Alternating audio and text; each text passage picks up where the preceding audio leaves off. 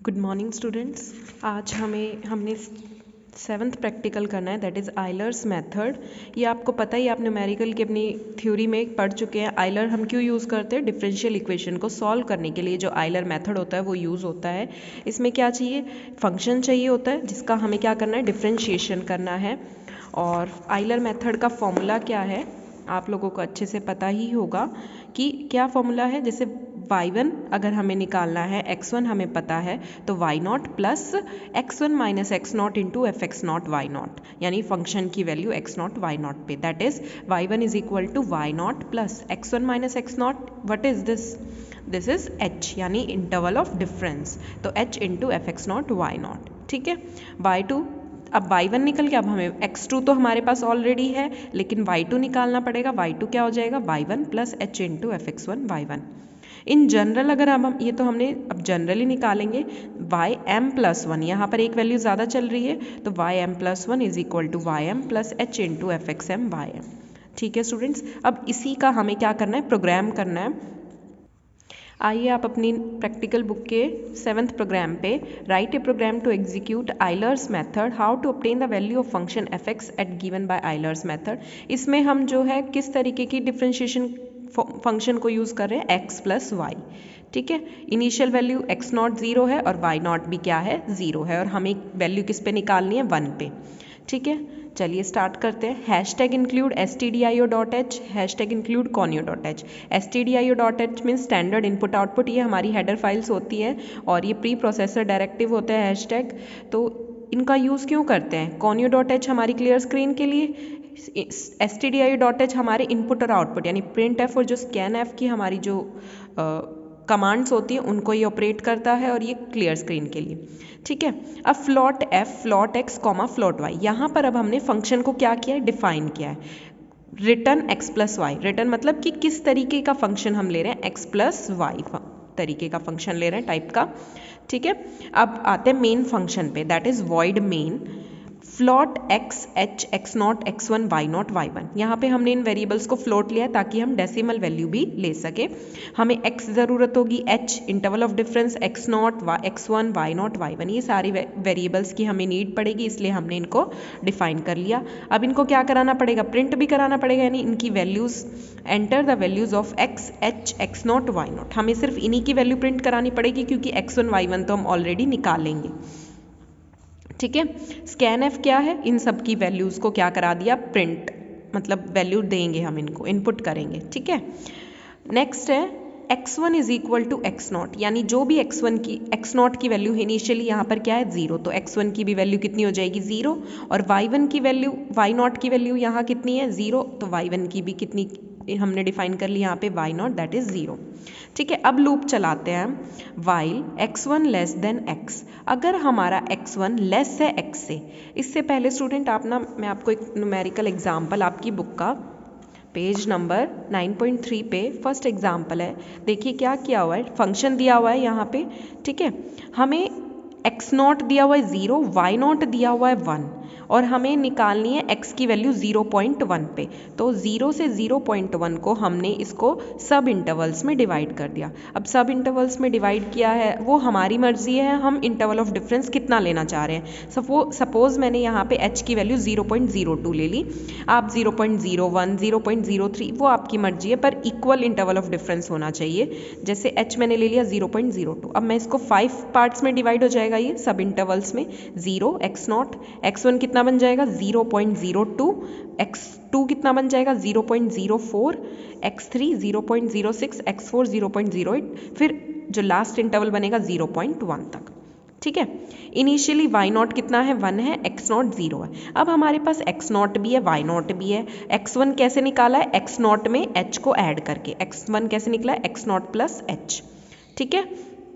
ऐसे ही x1 तो निकलते जाएंगे, जो आता जाएगा हमारा x की वैल्यूज, उसमें h को ऐड करते जाओ।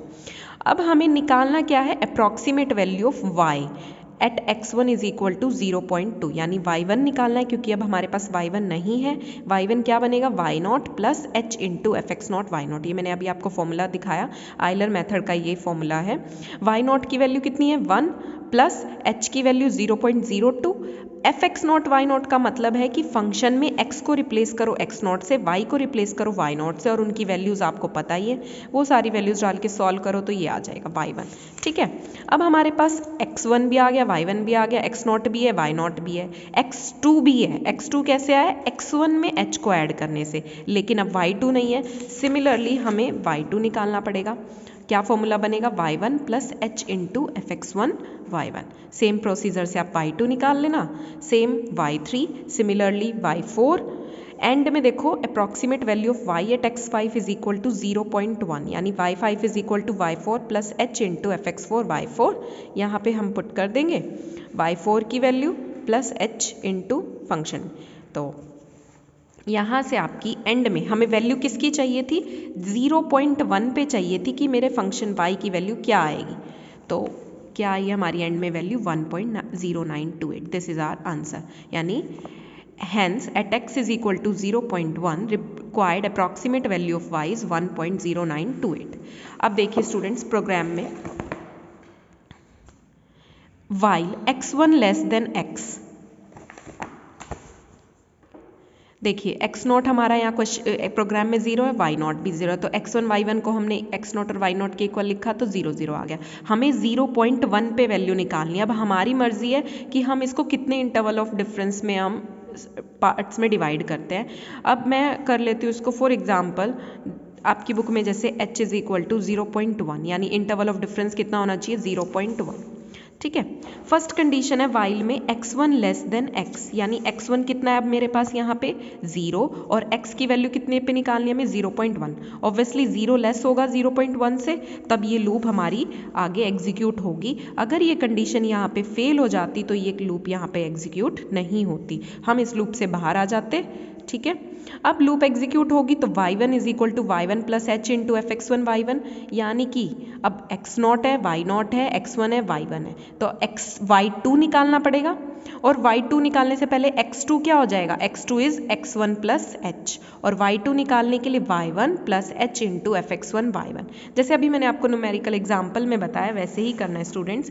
जैसे y2 इज इक्वल टू, ये मैंने y1 की वैल्यू लिखी, plus h into F X one y1, ये कैलकुलेट करना। सिमिलरली y3, और y3 निकालने के लिए हमें x3 चाहिएगा। x3 कैसे बनेगा? x2 plus h।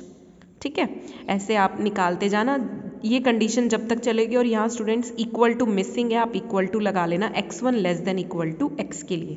ये पूरा प्रोसीजर चलेगा, फिर वो जो सारी वैल्यूज आएंगे उनको ये हमें एंड में किसकी वैल्यू चाहिए प्रिंट कर देगा।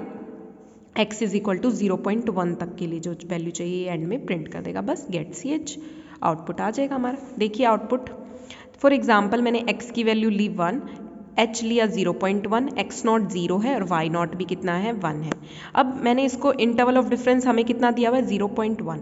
अब मेरा x1 0.1 होगा, क्योंकि x नॉट 0 है तो x1 कैसे निकलता है? x1 is equal to x naught plus h, x naught है 0, h है 0.1, तो मेरा x1 आ गया 0.1।